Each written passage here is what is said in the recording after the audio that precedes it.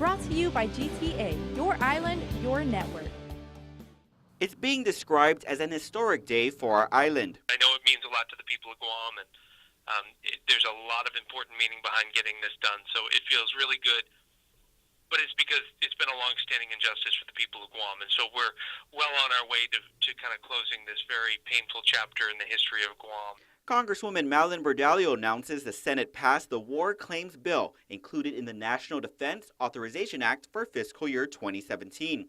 Bordallo's Chief of Staff, Matt Herman. So basically it authorizes the Foreign Claims Settlement Commission to establish a war claims process, and it would pay claims to survivors and to the descendants of those that died during the occupation. And it sets up a process, or it begins a process for the Foreign Claims Settlement Commission to establish regulations and put forth what it would be required for people to actually submit claims. According to the Guam World War II Loyalty Recognition Act, it lists payments to Guam victims from $10,000 to $15,000 and to descendants of survivors of $25,000.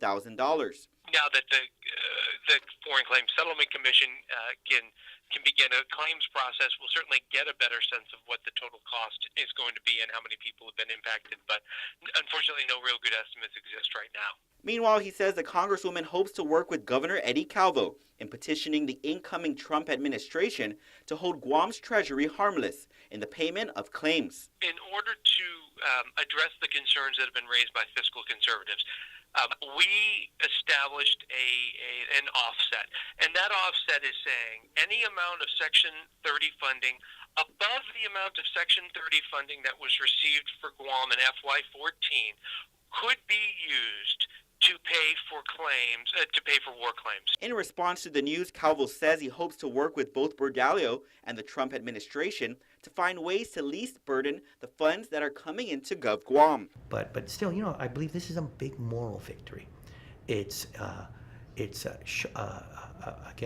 passage shows that the Congress recognizes the people of Guam did suffer and did suffer greatly in World War II. So for that, I'm very thankful. Bordallo says securing the passage of this bill was a long and difficult process, and thanks her predecessors in Congress, along with members of the Guam War Claims Commission. Vice Speaker B.J. Cruz was appointed to the commission more than a decade ago. But I'm very happy about the fact.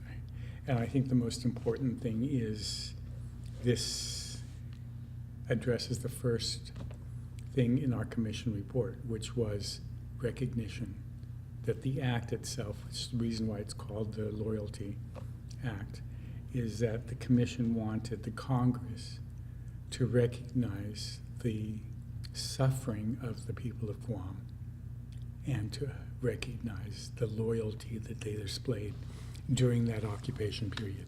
Bordallo also hopes to work with Guam War Survivors Memorial Foundation President Frank Bloss Jr. What this bill ultimately means is closure for our survivors. It means that for all the suffering and the atrocities that they had to experience and had to go through, that a nation that they had loved, that they've so loved, now recognizes them for everything they had to go through. And so, I'm in behalf of the survivors, they've waited far too long. And I think it's a positive step forward. He says the group's plans for a lawsuit against the feds will be put on hold for now.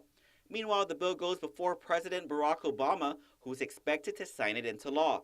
Once signed, the Foreign Claims Commission has 6 months to establish the rules and regulations that would govern the claims process, with a 1-year period to file claims. So claims conceivably wouldn't really likely be paid until 2018 or after. So we would have time to work with the Trump administration to make our case, work with a One Guam approach to seek that additional appropriation. Reporting for Guam's News Network, I'm Ken Quintaniza. Brought to you by GTA, your island, your network.